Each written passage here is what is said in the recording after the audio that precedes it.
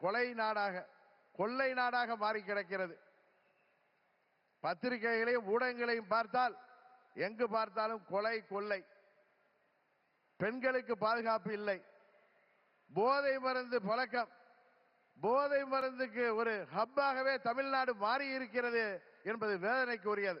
தமிழ்நாட்டிலே நடைபெற்றுக் கொண்டிருக்கின்ற இந்த மக்கள் விரோத குடும்ப ஆட்சியை முடிவுக்கு கொண்டு வர வேண்டும் என்கிற ஒரே நோக்கத்தோடு இந்த சண்டையால் பிரிந்திருந்தோம் என்பது உண்மை.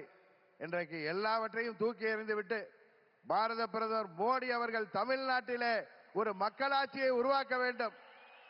புரட்சி தலைவர் டாக்டர் எம்ஜிஆர் அவர்களின் ஆட்சியை உருவாக்க வேண்டும். எங்களின் இதய தெய்வம் அம்மா அவர்களின் ஆட்சியை உருவாக்க வேண்டும் என்கிற உயரிய நோக்கத்தோடு இன்றைக்கு மக்களை வாட்டிக் கொண்டிருக்கின்ற இந்த மக்கள் விரோத குடும்ப ஆட்சியை முடிவுக்கு கொண்டு வர வேண்டும் என்பதற்காக நாங்கள் முழுமனதோடு தமிழ்நாட்டிலே தேசிய ஜனநாயக கூட்டணியை தலைமையேற்றிருக்கின்ற மதிப்பிற்குரிய திரு எடப்பாடி கே பழனிசாமி அண்ணன் அவர்களை